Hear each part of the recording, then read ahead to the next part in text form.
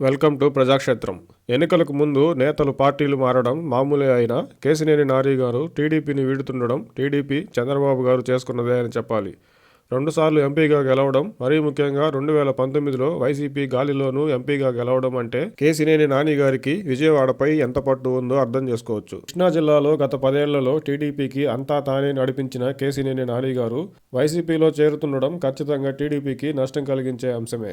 కృష్ణా జిల్లా రాజకీయ సమీకరణాలు, సామాజిక వర్గ సమీకరణాలు మారే అవకాశం స్పష్టంగా ఉంది. అసలే కృష్ణా జిల్లాలో బలమైన నాయకులు లేక సతమతమవుతున్న టీడీపీ గత 10 ఏళ్లలో కృష్ణా జిల్లాపై పట్టు సాధించిన ఎంపీగా మిగతా ఎంపీల కంటే చెప్పుకోదగ్గ అభివృద్ధి పనులే చేసిన కేశినేని నాని గారు లాంటి నేతలను టీడీపీ వదులుకోవడం ఏంటో అర్థం కాని విషయం. వైసీపీలోకి వెళ్తున్నట్టు ప్రకటించిన కేశినేని నాని గారు చంద్రబాబు, లోకేష్ గార్లపై చేసిన విమర్శల జోలికి వెళ్లకుండా ఆయన చేసిన విమర్శల్లో టీడీపీ గ్రహించాల్సింది కొన్ని సూచనలు ఉన్నాయి.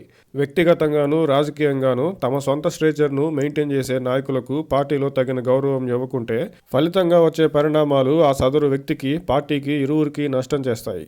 ఎమ్మెల్యేలుగా ఓడిపోయిన నేతలు కేశినేని నాని గారిపై పరుషంగా మాట్లాడినప్పుడు పార్టీ సరైన దిశగా నిర్ణయాలు తీసుకోకపోతే చివరికి పార్టీతో పాటు నేతలు అందరూ నష్టపోవాల్సి వస్తుందని గ్రహించాలి. కష్టకాలంలో పార్టీకి అండగా ఉండిన వారిని చంద్రబాబు గారు వాడుకుని వదిలేస్తారు అనే విమర్శలకు టీడీపీ పార్టీని మళ్లీ తావిచ్చినట్టయింది.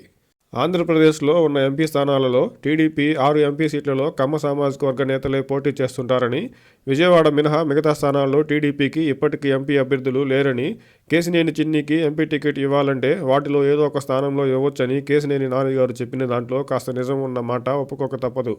మురళీమోహన్ గారు ఇప్పటికే తప్పుకోవడం, గల్లా జయదేవ్ గారు ఈసారి ఎన్నికల్లో పోటీకి దూరంగా ఉండాలని నిర్ణయించుకున్నట్టు తెలుస్తున్న నేపథ్యంలో గుంటూరు, రాజమండ్రి స్థానాలు ఇప్పటికైతే ఖాళీనే.